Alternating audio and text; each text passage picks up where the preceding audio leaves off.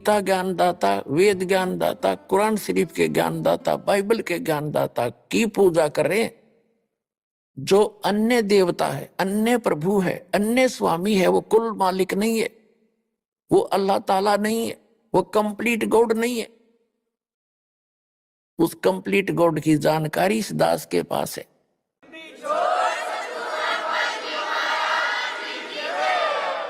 अपने आत्माओं, मुसलमान धर्म के भाई जो हैं वो कुरान शरीफ को ठीक से ना समझकर उन्होंने क्या विधान बना रखा है, ठीक से ना समझकर उसके श्लोकों को, मंत्रों को, आयतों को उन्होंने ये फाइनल कर दिया है कि कुरान शरीफ का ज्ञान दाता जिसको ये अपना अल्लाह ताला मानते हैं, उन्होंने कैसा विधान जान लिया कि ऐसा कहा गया है। इन्होंने क्या मान रखा कि पुनर्जन्म नहीं होता, पुनर्जन्म नहीं होता। तो पूरे इस संसार की वो कैसे डेफिनेशन बताते हैं, वो क्या बताते हैं, पुनर्जन्म नहीं होता उसके लिए वो क्या पली देते हैं, वो क्या तर्क देते हैं। वो क्या पली देते हैं कि परमात्मा सबको जन्म दे रहा है, पैदा कर रहा है। वो क्या मानते हैं कि सबसे पहले बाबा आदम को उत्पन्न किया और उसी की हड्डी निकालकर उसकी पत्नी हव्वा बनाए, उससे फिर वो कहते हैं सब मनुष्य उत्पन्न हुए। और ये मुसलमान भाई भी बाबा आदम को अपना प्रथम पुरुष मानते। और ये भी मानते हैं कि जो कुरान शरीफ का ज्ञान दाता है वो खुद कहता है, कुरान शरीफ में बोला है उसने कि पहले की जो बुक थी, पहले की होली बुक तौरात, जबूर और इंजिल मैंने ही उन नबियों पर नाजिल की थी, उतारी थी, उनको दिया था वो ज्ञान। ठीक। और ये भी कहते हैं मुसलमान भाई कि कुरान शरीफ अकेले मुसलमानों के लिए नहीं, संसार के सभी मानव के लिए। तो इसका मतलब जो पहले थे उन पर भी लागू और आगे भी लागू होगा ये। ठीक।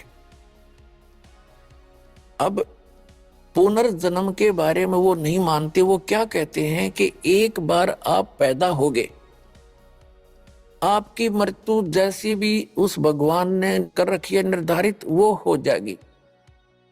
उसके बाद आप कब्रों में दबा दिए जाओगे।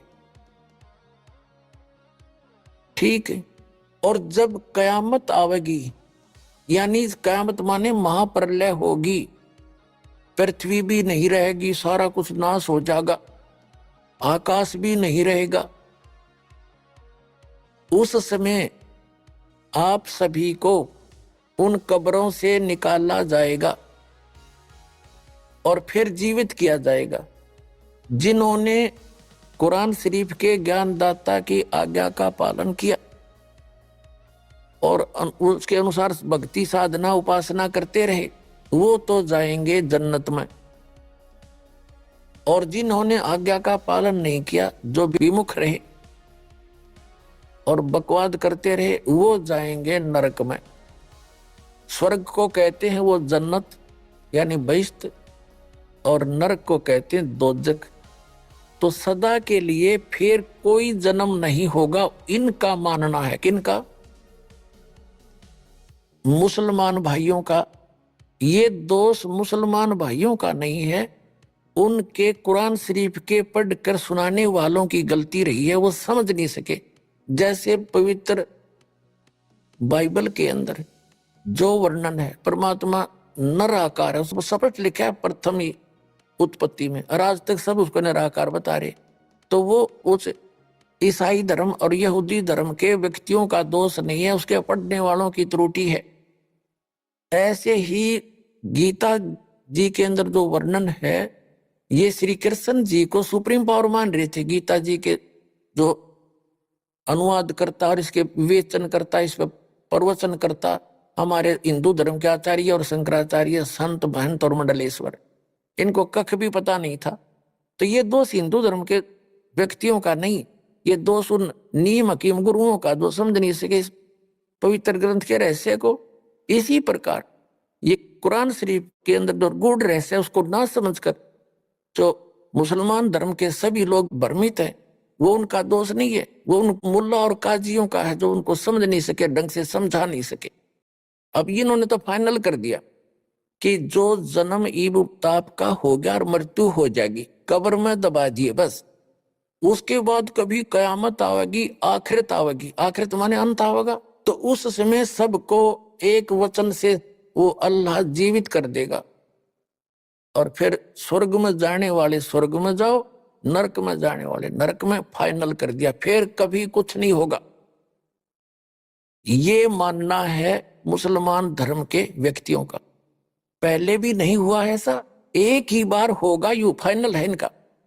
अगर पहले कभी हुआ होता जन्मवीर, फिर कयामत आई होती, तो पुनर्जन्म आपा हो गया। तो ये मानते नहीं पुनर्जन्म को, बिल्कुल नहीं मानते। तो पुण्यात्माओं, उस जन्नत ने शर्मा मारेंगे, अरबों वर्ष तक उस कब्र में घुसड़े पड़े रहे हम, अरबों वर्ष के बाद फिर कभी कयामत होगी, जब उसमत निकाले जाएंगे। इस तक बूंदी कैद तो पहले भोग लिया हमने, चाहे नरक में जाओ चाहे स्वर्ग में, इससे बूंदा नरक क्या होगा। लेकिन वास्तविकता क्या है कि पुनर्जन्म होता है। ये कयामत कब आती है? ब्रह्मा जी का एक दिन जब संपूर्ण होगा, ब्रह्मा जी का एक दिन जब पूरा होगा, तो पूरी पृथ्वी पर प्रलय हो जाएगी। इन तीनों लोकों में, स्वर्ग लोक के, पृथ्वी लोक और पाताल लोक के सभी प्राणी नाश में आ जाएंगे। ये प्रलय, उसके बाद फिर जब ये रहेगी इतना ही समय तक, जितने समय तक सृष्टि रहती है। ब्रह्मा जी का एक दिन 1000 चतुर्युग का माना जाता, लमसम। एक चतुर्युग में 43,20,000 वर्ष होते हैं। सतयुग, त्रेता, द्वापर कुल मिलाकर ये चतुर्युग कहलाता है। इसमें 43,20,000 वर्ष होते एक चतुर्युग में। 1000 से गुणा कर दो, 4,32,00,00,000 वर्ष तक यह सृष्टि रहेगी, स्वर्गलोक, पृथ्वीलोक और पाताल लोक पर। फिर तीनों लोकों के सब प्राणी नष्ट हो जाएंगे, इसमें जल जल हो जाएगा। इसको कयामत कहते हैं। जब इतना ही समय रात्रि का बीत जाएगा ब्रह्मा जी का, इन पर पुनः फिर से स्टार्ट होगी पैसे सृष्टि। ये एक कर्म है, और जन्म मृत्यु तब तक बनी रहेगी जब तक पूर्ण परमात्मा की भक्ति नहीं करेंगे। तो वहां सतलोक में चले जाएंगे। ये जो दास आपको भक्ति देगा, उससे आपका जन्म और मरण सदा के लिए समाप्त होगा। वहां नरक नहीं है, वह जन्नत जन्नत है, वहां कोई दोजख की आंच नहीं है। वो व्यक्ति वही जाएंगे जो यहाँ इस दास के द्वारा बताई इस भक्ति से परिपूर्ण हो जाएंगे, बुराइयों से बचे रहेंगे और मर्यादा में रहेंगे, वो उस स्थान पर जाएंगे। तो जन्म मरण होता है, और कुरान शरीफ भी जन्म मरण का प्रत्यक्ष प्रमाण देती है। पहले तो आप जिन्हें ये समझना पड़ेगा कि कुरान शरीफ के पढ़ने वाले आज तक नहीं समझ सके कुरान शरीफ में सूरत फुरकानी 25 आयत नंबर 52 से 59 यदि इन्होंने समझा होता तो कुरान शरीफ के ज्ञानदाता को ये अल्लाहू अकबर नहीं कहते, क्योंकि वो तो खुद कह रहे हैं अल्लाहू अकबर की जानकारी तो कुरान शरीफ का ज्ञानदाता रखता ही नहीं।